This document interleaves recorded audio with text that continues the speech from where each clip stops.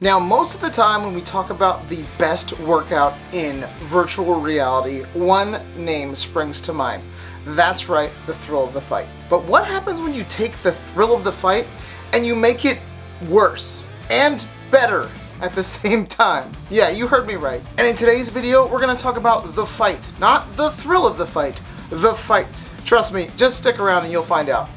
Let's go. Now, if you search the Walmart bargain bins long enough on the Quest 2 store, the Applab, I mean, you're gonna find quite a few, interesting gems, such as playing VR with girlfriend. When you want the timeless experience of having a girlfriend, not now, Taiku, you're embarrassing me. Then there's Cat for when Huggy Wuggy and Granny are just a little too spooky for you. Then of course there's practical shooting, which is like regular shooting except it wears khakis and a tucked in polo shirt. But we're not looking at any of those dumpster fires today. Like I said before, we're checking out The Fight on Applab. When you open this game, it looks almost identical to The Thrill of the Fight. Not identical, but you can tell it's trying to be The Thrill of the Fight. Remember back at the beginning of the video when I said it was both worse and better? You remember that? And you make it worse and better at the same time. Well, let's just start with the worst parts. Just get those out of the way. The character models, while more polished, are just weird looking. I don't know how else to describe them. They're just weird. Like, check this guy out. Hey, buddy, are you okay? What's wrong with his neck? And he's so juiced out of his mind. He looks like he buys his steroids from Chernobyl. And why is his torso so long? He looks like the top half of a centaur. Think about that one. Like, how many abs does the human body actually have? Whatever it is, he has way more. Bro, I'm really concerned about your neck, though. You need to get that looked at. They probably make a cream for that. And all of the characters are lifelessly staring into the abyss. Like, no expression whatsoever. It's like me when I used to work at Kmart.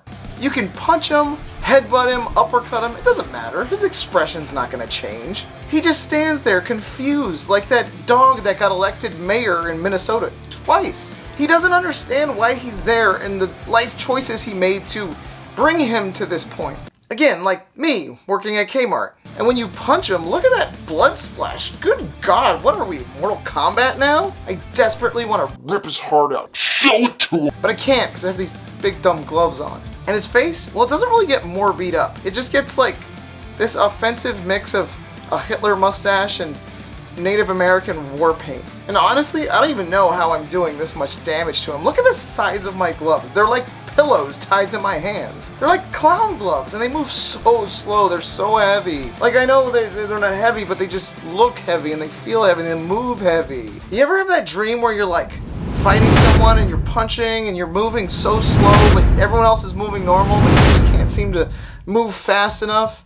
Well, guess what? Your dreams came true with The Fight. Okay, I've roasted this game hard enough. Let's talk about why this game actually fucking slaps. If you've ever played Thrill of the Fight, which I'm assuming you have because you click this link, you'll know that there's some training tools at your disposal, and they're just kind of there for show. They don't really do much. I cover them extensively in my Thrill of the Fight review video if you haven't checked that out already. But The Fight takes these tools and makes them useful. Not only useful, but fun. It gives you something else to do besides slow-mo punch that weird-looking guy. Not my nightmares. The gym equipment in the Thrill of the Fight is like a CVS employee. They just kind of are there, but they don't really help you much. They just exist. Nobody knows why. There's self-checkouts now. Not only does it make the training tools that are there already more useful, but it adds a couple even more useful tools to the mix. For example, the boxing bar. Man, in real life, I hate this thing. I always get hit upside the head by this stupid bar. It doesn't just leave you to your own devices, it tells you what you should be doing. Same with the Mitt Man. It's so cool that this has a Mitt Man, and I actually think it's better than the Mitt Man from Knockout League because all the cues are visual. You don't have to memorize complex combos. I mean, it's basic, but it definitely gets the job done. A+ here. No, I said go. Okay, so there's one final section of this game that I think is just hands down really good. Or hands up really good. It's boxing.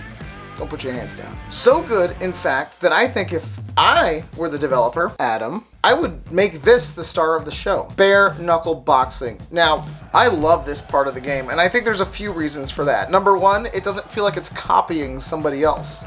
Number 2, there's not a mainstream bare knuckle brawling simulator out there that I'm aware of. And 3, this is a lot of fun, and it moves fast. It doesn't feel sluggish and slow like those big dumb clown gloves from the first one. The punches are satisfying, and I get that wet hit sound that I love when I punch somebody's bare sweaty skin. Lastly, I could totally see this bare knuckle boxing section growing astronomically. You could put more wild and crazy looking characters. You could do crazier backdrops. How about some Florida backyard a la Street Beefs, or the basement of a bar like Fight Club, and then even working my way up the ladder to a bare knuckle boxing championship fight. They exist. Watch. Over his right eye in the brow. Eats that right hand and a second from Bennett. Blood all around the right eye of Tyler Goodjohn. Oof, brutal. The only thing that needs to be fixed here is the sound.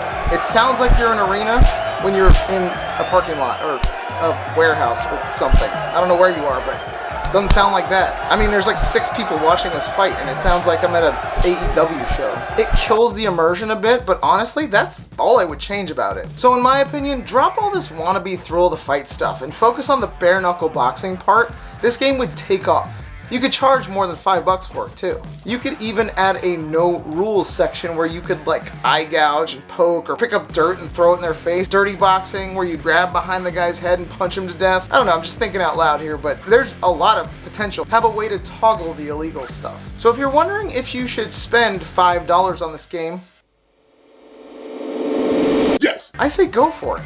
It's a blast for what it's worth, but don't judge it on the actual boxing part. Stay far away from that. But hey, if you need actual boxing and you haven't already, check out my Thrill of the Fight video and see for yourself the best boxing game on the market today. My name is Ari with FitPro VR, and don't forget to get your workout in today.